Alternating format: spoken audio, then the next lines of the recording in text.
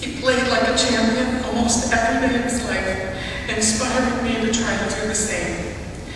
But I think one of his greatest feats was making each of his daughters truly believe that she is the favorite. Sure, we knew he loved us all. We all knew whose favorite son was.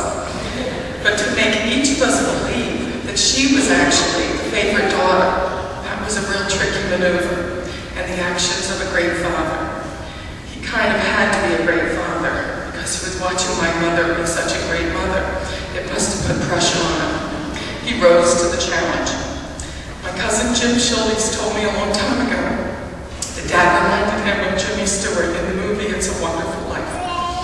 It's a Wonderful Life. That was his outlook, and that could have been the subtitle in his life every day.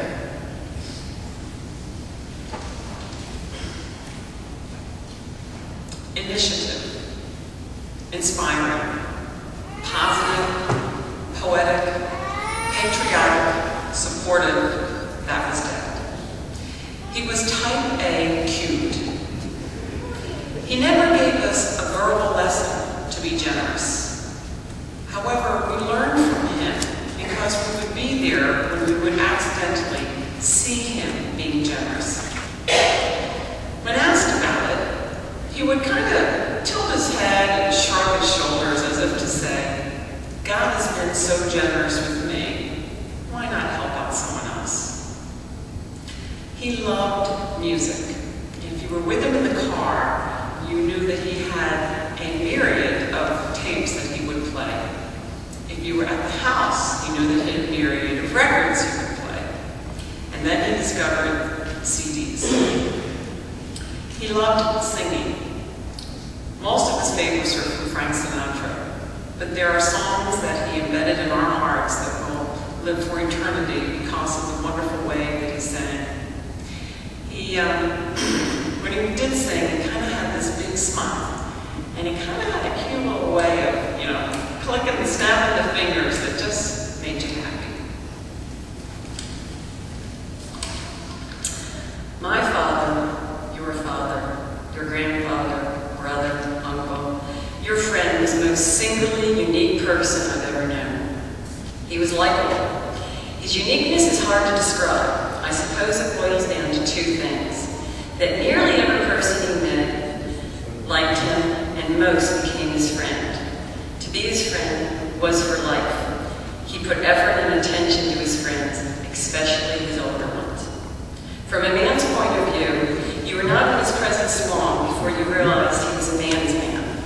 Other than his wife, his children, his grandchildren, God, country, and great friends, he valued little else.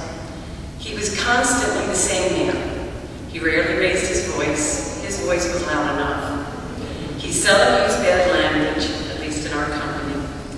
Everyone he met quickly knew where he was coming from, and those who failed to read the obvious signs, he would let them know directly where he stood. He communicated evenly. He loved people, and it showed to those he met in life by what he said and what he did. He was Joe. He was not always smooth or diplomatic, but he was honest. His relentless determination even had a charm about him. He gave and accepted friendship on a first-hand basis, not on a person's stature in life or their general reputation. His wide range of friends was actually a lure that added an important dimension to his character. He was a giver and a doer, nearly always for others. He came alive and was happier in the presence of friends and family. All of these words are said easily of Joe, but they can have more depth if they add an inspiration and guide to us. With the exception of a few of these words, which I think are so well put, they are not my words, but they are the words of he, as he wrote in 1987 describing his father. And I think that he would be proud that his tribute to his father also fit him to a T, and that's why I chose to use them.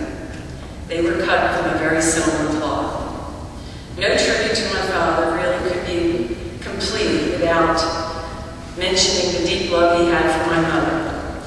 And I found a little letter he wrote to her that I wanted to share with you. It was written in 19 1958 in October. I was about a year and a half old. Dear Rita, I found the note that you so carefully hid in my suitcase. I have read it and reread it a dozen times. It is the finest love letter I have ever read, and it was addressed to me from the one person in all the world that I have loved since I knew the meaning of love. The family you have given me has made life nearly complete. I love my 4 little girls very much, and I am surprised at how much of my happiness comes from them. It was a little bit unskipping. Someday, I would like to have a son. It would give me something to look forward to, if it is God's will. You have given me all the happiness one man could ever desire or hope for in this world. I need you more than you probably need me. And certainly, you know that I love you, my darling, Joe. He loved her, that he did. And it completed his life and ours as well. Thank you. Well, here I am. When my mother died, I convinced my sisters that there was no way they could come up here and speak, and to let me speak.